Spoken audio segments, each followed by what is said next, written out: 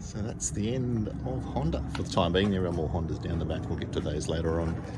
Now we've got to K. I've actually jumped a few letters, which is going to jump around a bit now. But the first of the Ks we've got here is the Kawasaki KR250.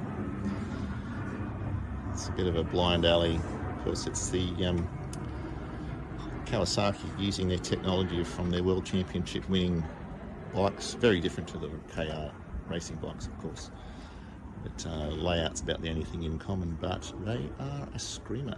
So when these were new, so this is an A1 1984, when these came out, they were everywhere. And if you look on YouTube for 250 production racing from the early to mid 80s, you'll see fields of these things, 20, 30 of the bloody things. And then you wonder where they all went. Well, of course, they all blew up. I think people treated them very well. But they're starting to come out of the woodwork now. You'll start to see bits. People have got two or three, seem to have 2 or 3 of them in the garage, never one. And you'll notice later on that we have 2.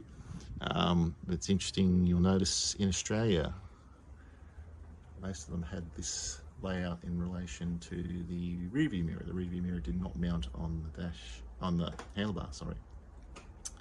And so when you actually have a look at a lot of the pictures and a lot of the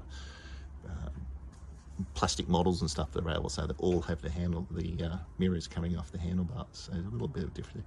Other thing very unique to the A1 is the indicators. These wonderful little piece of design here. Triangle, front and back. We'll come down the back here and have a look as well. There you go.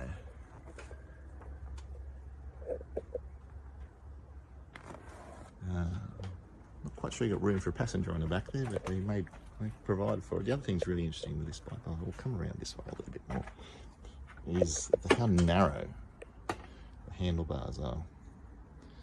Always intrigues me about how narrow. But again, Kawasaki, one of the things they're very good at is instrumentation, and they want to provide full instrumentation. So start to see fuel tank levels, temperature gauge, massive tach, 10,500 RPM, red line.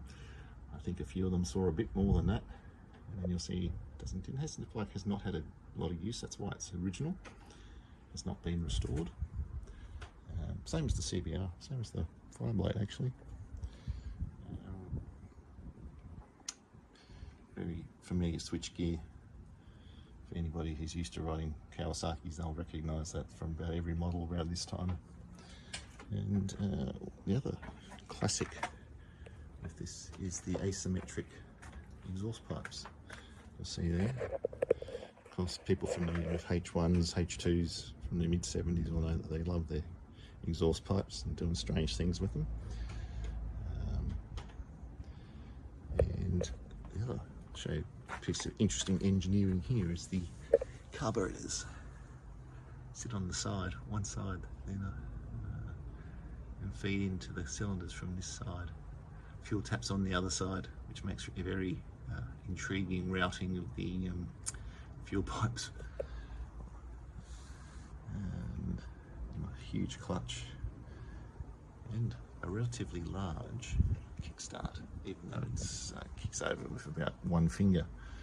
And just a reminder about where you put your radiator fluid, in case you forgot, the KR250.